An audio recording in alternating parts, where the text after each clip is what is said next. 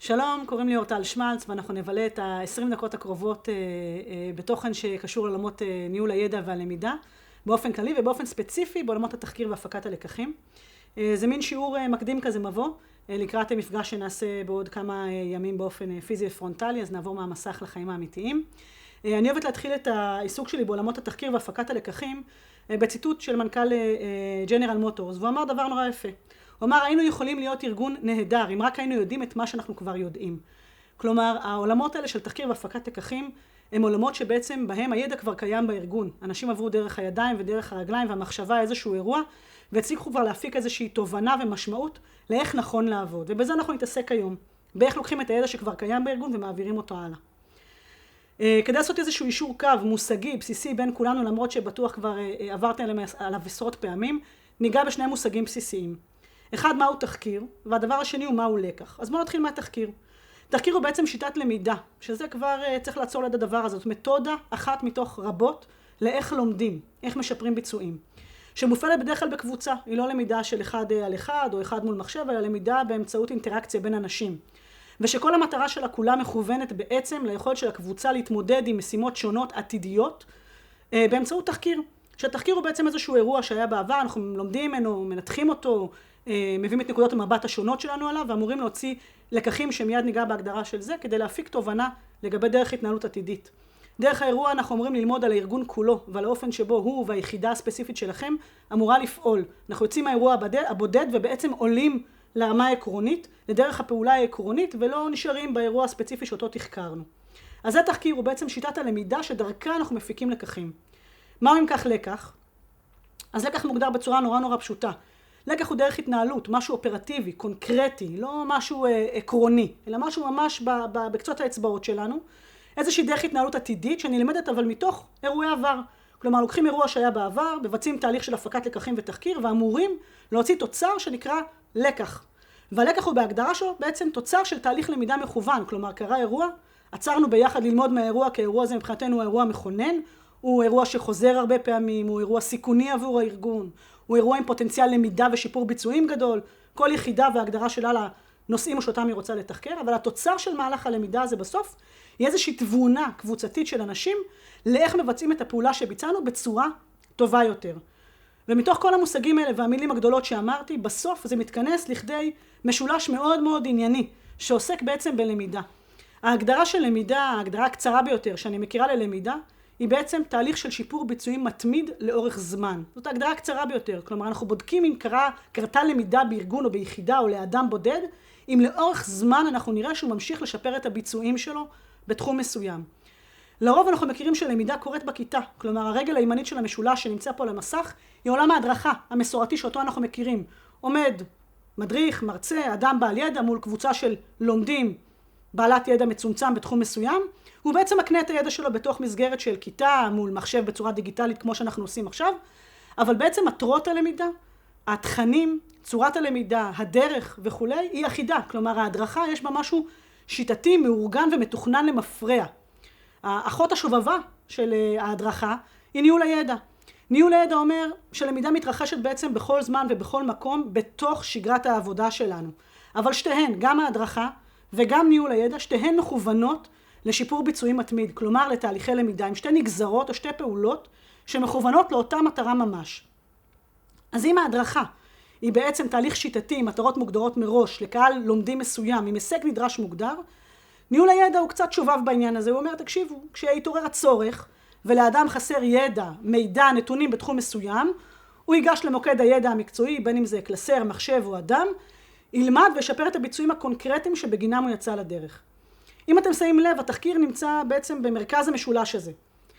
אפשר להסתכל על התחקיר בעצם כאירוע למידה, כמו שראינו בהגדרה, אירוע מכונן של למידה.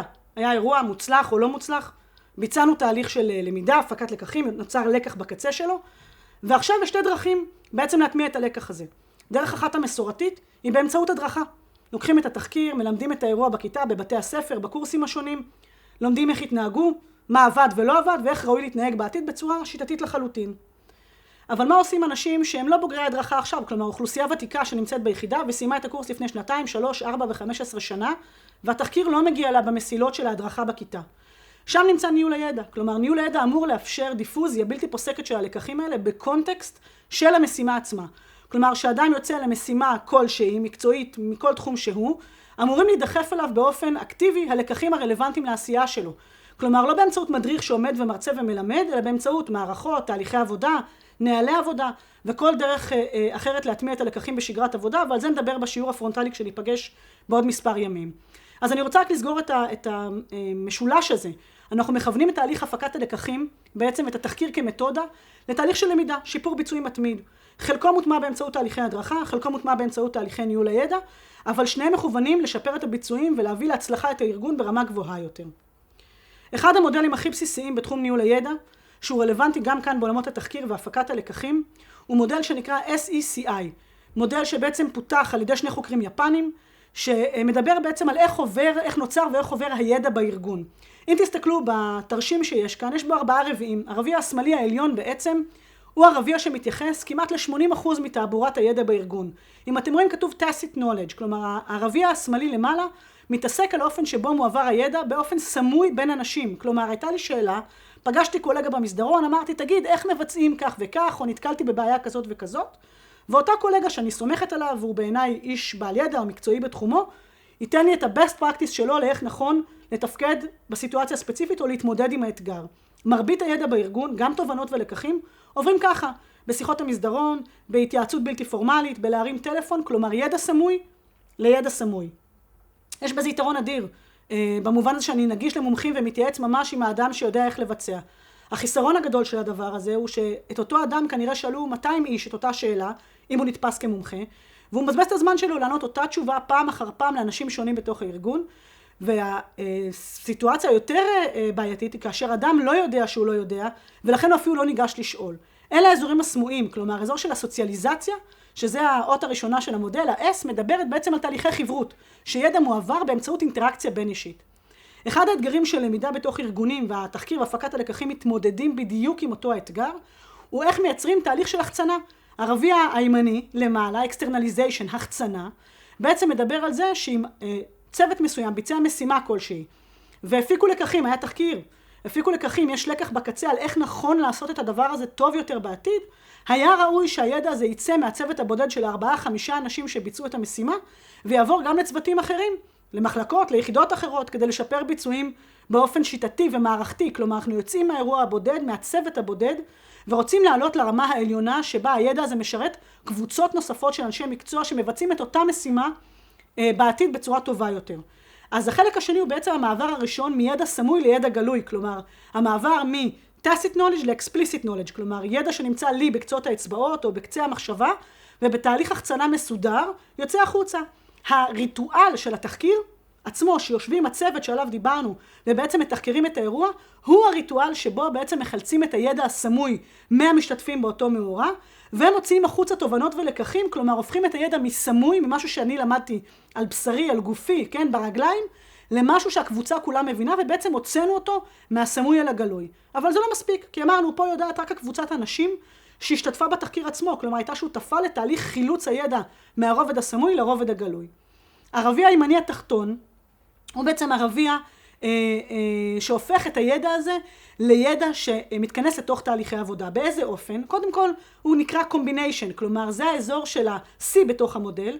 האזור הזה שאומר, תקשיבו, הלקח הזה לא מגיע בריק, הוא מגיע בקונטקסט, כלומר מה שעשיתם בשלב ההחצנה ויצירת הידע הזה, זה מצוין, אבל הלקח הזה מגיע בקונטקסט של פרוטוקולים של עבודה, בהקשר לאוכלוסייה מסוימת, למתאר פעולה מסוים, למשימה ברמה סיכונית מסוימת, לעולם תוכן מסוים, ולכן הרביע הימני התחתון מתעסק בעצם בחיבור בין מידעים שונים, כלומר הלקח מגיע ביחד עם אוסף של לקחים ותובנות נוספות מהארגון, ובעצם פה נוצר ידע חדש, כלומר אם תסתכלו על החצים, על העיגול הזה שסרטטנו בתוך המודל, דמיינו אותו כספירלה שהיא בלתי נגמרת, והיא הולכת ונבנית כל הזמן, כלומר הרביע הימני התחתון מדבר על יצירת ידע יחד עם ידע חדש, כלומר אני לוקחת את הידע ואת הפרקטיקה שכבר קיימת ביחידה שלי, מוסיפה עליה רובד נוסף של ידע שנוצר עכשיו בתחקיר, ובעצם ביחד מייצרים את הפרקטיקה הנכונה החדשה.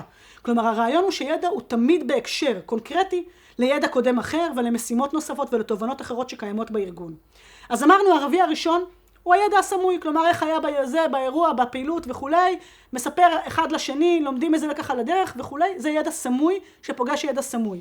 תהליך ההחצנה, ה-externalization, בעצם הוא שלב התחקיר שבו אנחנו מוציאים מחבורה של מומחים את הפרקטיקה הנכונה, את הידע עצמו, את הלקח מתוך התחקיר. השלב של הקומבינשן אומר, רגע, הלקח הזה מגיע בקונטקסט ארגוני רחב יותר, בואו נראה שהלקח הזה לא סותר נהלי עבודה, לא סותר מדיניות ארגונית, מתכנס עם פרקטיקות אחרות, ובעצם פה נוצר הידע הרחב יותר. הרביע השמאלי התחתון בעיניי הוא הרביע המאתגר ביותר, הוא בעצם האזור של ההטמעה. אם דיברנו על ידע סמוי שנמצא בראשו של אדם ובקצות האצבעות שלו בחלק הראשון, אנחנו כאילו סוגרים מעגל, בעצם חוזרים מידע חיצוני, כן, מ-explicit knowledge, ידע גלוי שבעצם נמצא בשלב הקומביניישן, לידע סמוי חזרה. תשאלו מה ההיגיון, כלומר מה הרעיון לקחת ידע גלוי ולעשות אותו ידע סמוי חזרה, הרי אין היגיון, נכון? אנחנו רוצים ידע שניתן לחלוק ולשתף.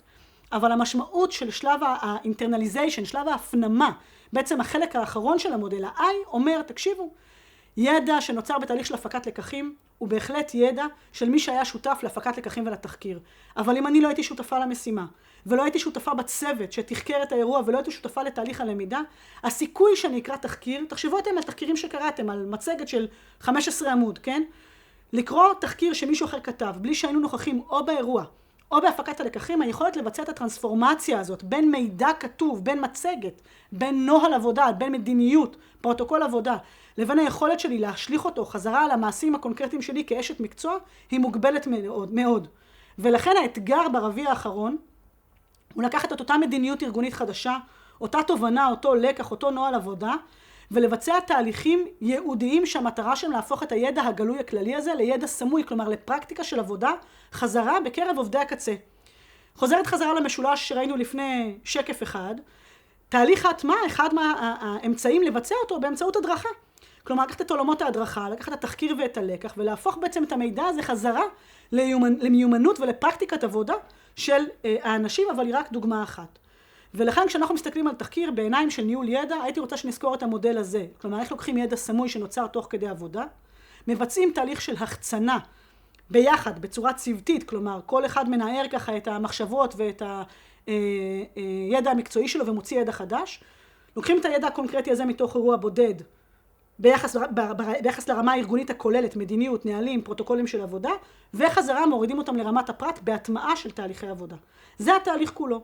על המודל של תחקיר ועל איך עושים אותו וכולי נדבר בפגישה הבאה שלנו, אבל היה לי חשוב לקשור את עולם התחקיר והפקת הלקחים לעולמות הלמידה וניהול הידע.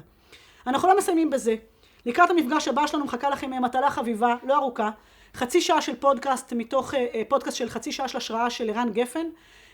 בפרק שאנחנו נשלח לכם בלינק מיד אחרי הסרטון הזה, יש רעיון שלו עם מנכ"ל חברת פוקס, ובעצם המשימה שלכם תהיה לחלץ תובנות ולקחים בעולמות הניהול, מתוך הניסיון של הראל ויזל שמתראיין בפודקאסט הזה. אז בקרוב נשלח את הקישור, מקווה שככה יצרנו תשתית של ידע משותפת לקראת המפגש המשותף הפרונטלי שלנו בהמשך, ושיהיה יום מקסים.